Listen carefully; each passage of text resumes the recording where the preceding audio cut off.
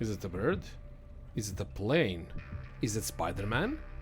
No, it's actually the Ghoul, the newest killer that got added, dropped on 2nd of April, just a few days ago. Hi everybody, hi friends, this is Gus, as some evidence proposes, but we're here to talk about the Ghoul. And about the whole drama about him, I guess, because some people really love him, like people that play DBD for a long time and that played Killer and that like playing Killer. This is one of the most exciting killers to play ever released, as far as I'm concerned.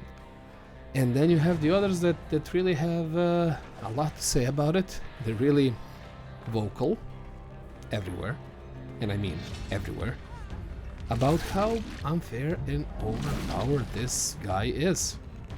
So let's see if that's actually the case, huh? Shall we? In the background you'll see me playing as the Ghoul on different maps. First game was on Larry's, one of them gave up on the first hook, so we didn't even do much, honestly. And you'll see in the other games the teams tried and they gave some good fight there.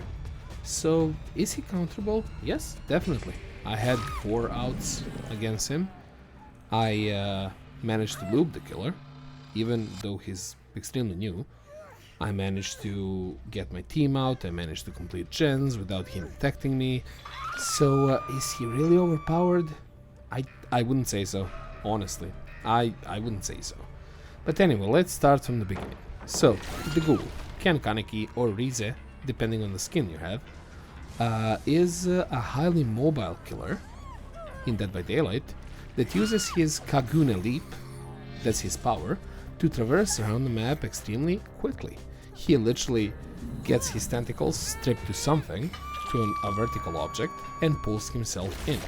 He basically has 2 of these leaps to connect and pull himself in, and if he uses the second leap on a survivor and bites them, it's a scan attack, mostly you cannot dodge it at all, which is the first pain point for many survivor mains out there.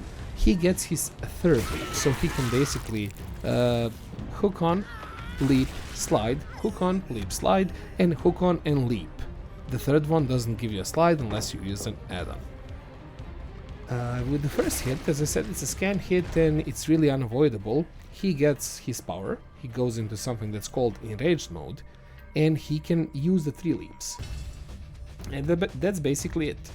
The first hit might be cheap and really looks weird, which will be fixed, I believe. He needs to work for the down. He needs to work for the second hit. He needs to know how to loop. He needs to know how to mind game. So it's not really that bad. Perfectly normal, fun killer. That's what it is. And yeah, I hope you try to understand that. So he came from an anime show that was popular like a decade ago. It's popular to today's date, but yeah, not so much anymore. And it's called the Tokyo Ghoul. Basically, our killer, if you're not playing as the legendary skin Rize, is just a high school boy named Ken Kaneki that was going to school, doing his own thing. He lost his dad, he lost his mom, lived with an abusive aunt that wasn't really the best, influence for him. We find him living in a small apartment in the end, going to school and, enjoying his favorite thing in the world, and those are books. He was a big reader. While reading, he came into a coffee shop named Anteku, where he laid his eyes on Rize, that we have as the other killer. They arrange a date. They go on a date. Rize asks him to, be her chaperone to home because she was scared, allegedly. And big surprise, Rize was a ghoul named the Binge Eater, because she really loved eating humans. And she tries to eat him a bunch of pipes, kinda, destroy Rize. And you would think that Kaneki is pretty much dead there, But they managed to save him by using Rize's organs. And that's how he becomes the half ghoul. And I won't uncover any more than that. You should watch the anime or read the manga yourself to learn the whole story. But I hope that intrigued you a little bit. So, anyway, that's the premise. He was taken after he embraced his ghoul self and put into the realm of Dead by Daylight, where we find him today. He is average height, maybe as a survivor, has 4 huge tentacles going out of his back, and he's really, and I mean really, visible on map. 40-meter terror radius, 114 speed, just a regular killer. If you remove his mobility. His mobility is something that you can see in the B-roll in the background. He really is mobile. If you use him correctly, he can traverse maps in seconds. You do need to slide properly. If you collide with an object, you'll come to an early stop, so that's not ideal. But with practice, you make perfect. He's not a blight. He cannot down with his power. He can just injure and get his power up. And that's about it. He does have some sick slides, sick swings. So he's a lot of fun. And trust me when I say this, the most fun killer Dead by Daylight ever released. I never did a video like this, so you'll have to excuse me, like I kinda lose my train of thoughts. Give me 1 second, let me just pull out the perks and let's go through them. Kanaki's perks are Forever Entwined. Whenever a survivor takes damage, Forever Entwined gains +1 token up to a maximum of 6, 7 or 8 tokens. Increases the action speeds for dropping, hooking and picking up survivors by a stackable +4% per token, up to a maximum of 32. So this is basically, we have Fire Up at home. It helps you pick up survivors quicker, but Fire Up does that too, but you don't need all of the gens to be completed. So it's a decent perk, you know. If you don't know what to run this. This should help with the flashlight saves and whatnot. Then we have a Hex, Nothing But Misery. After damaging a survivor a total of 8 times with basic attacks, a random dull totem becomes a Hex totem, cursing all survivors. Survivors damaged by a basic attack suffer from a 5% hindrance effect for 15 seconds. So basically, a gap closer, you have on-demand force hesitation for 15 seconds. I mean, it's not as good as force hesi, but in a chase, if you slap somebody and they're like 5% slower, it really is good. And the last one is my favorite one. It's called None Are Free.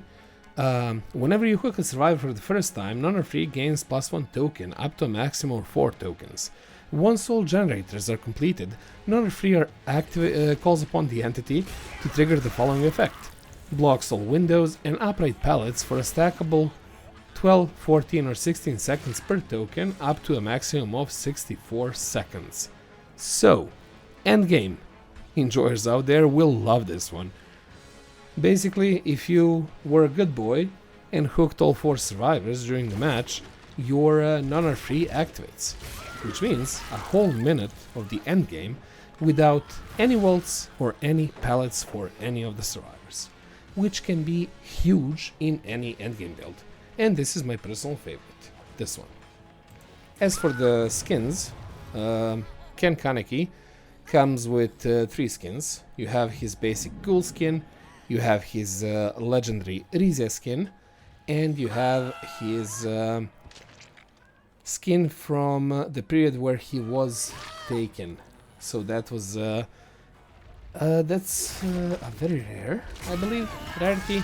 He is like in his old rags that he was wearing before he was kidnapped. It's in the show, I won't tell you about it, but yeah. And he has like handcuffs on his hands and feet because he was chained down. So yeah, pretty good skins. I would recommend getting Rize, because unfortunately the Ghoul has this bad habit of screaming a lot in the lobby. He will produce very loud sounds while you wait for a match. While Rize, if you pick her, she'll just stand there, talk a little bit, giggle, and that's about it. So yeah, Rize is basically a pay to stay sane skin with this paragraph. Now, we talked about the perks, we talked in short about his power, and you can see how the power is used in the beetle that we have there. But let's see, so his power is called One-Eye Terror. And the Ghoul starts the trial with 2 tokens. As you can see, whenever I start the match in the beetle, I have 2 Kaguna leaps and Kaguna leap. And once I leap once, I have 1 more token, and if I don't bite the survivor, I can live once more, and that's about it. So the special ability Kaguna leap is explained like this in the power section. Press and hold the power button to charge a Kaguna leap while aiming the reticule at any vertical surface or a survivor within 16 meters. Press the attack button to initiate a Kaguna leap, consuming -1 token, or release the power button to cancel it. Attaches the tentacle to the target and quickly pulls the Ghoul forwards. Grants the ability to leap over windows or drop pallets. After performing a Kaguna leap, there still is a power token available. A window of opportunity opens for 5 seconds. Press the attack button to initialize another Kaguna leap, press the secondary power button to cancel the power. The button may also already be pressed at any point during the leap to instantly cancel it upon landing. Kaguna leap automatically enters its cooldown after any of the following. The last power token was consumed, the window of opportunity has elapsed, a vaulting action has been performed, a survivor has been grabbed. During the cooldown, Kaguna leap recharges all consumed tokens at a speed of 4 seconds per token. The power only becomes available again after fully recharging all tokens. So if you have 3, you need to wait for a full recharge of 3 tokens, which is 12 seconds. If you have 2, it's 8 seconds, but you need to wait for all of them to be recharged. So it's not like that you can just use, you know, that one blink that Nurse has instead of waiting for both to be recharged and stuff like that. Yeah, he, as I said, he's limited. You just need to learn about him, guys. You don't need to cry about him non-stop, okay? I'm sorry, I'm taking this personally because I played against this guy, I played as this guy, and I think people are just being over dramatic. A little bit. Okay, now we go to the special interaction. Targeting survivors and survivor collision. Targeting a survivor directly or colliding with them at any point during a Kaguna leap has multiple possible effects and interactions. If it's the first leap indicated by the reticule showing a closed mouth, the survivor will remain unharmed. It will just pull the Ghoul towards them. If it's the second leap, indicated by the reticule showing an open mouth, it grants the ability to perform a grab attack. Colliding with a survivor, vaulting, or standing on the other side of a window or drop pallet during a Kaguna leap damages them.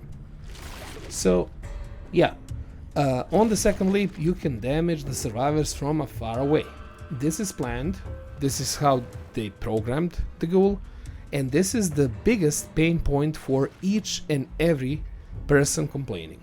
How can he get his hit so cheap? Yes, he can, because he has no power without it. But that's a story for another time. Let's go back to the story about Kaneki. Special attack, grab attack. While the grab attack occurs automatically when the conditions are all met, it features an optional button prompt as a quick time event. So this is a fun one. When you leap once, then aim at the survivor, and then use the grab attack, you'll get a little prompt. It looks like a little mouse, like your computer mouse, with the left click, and if you hit it at the right time,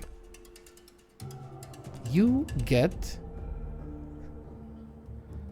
the perfectly timed attack, extending the subsequent countdown. So whenever your power is no longer active, so no survivor has the Ghoul mark, no survivor is currently in mending and stuff like that, your power starts to tick down.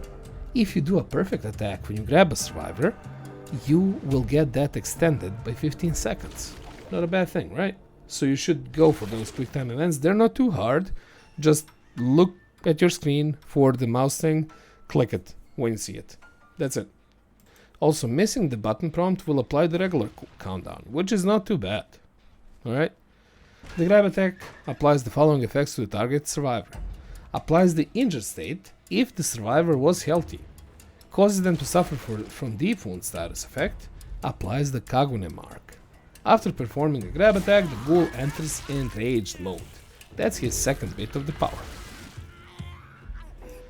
Special affliction, Kagune mark. Fully mending or entering the dying state removes the Kagune mark for that survivor. Marked survivors cannot be injured by grab attacks but still suffer its other effects. Now about the special mode, the enraged mode. While in this mode, the ghoul benefits from following effects.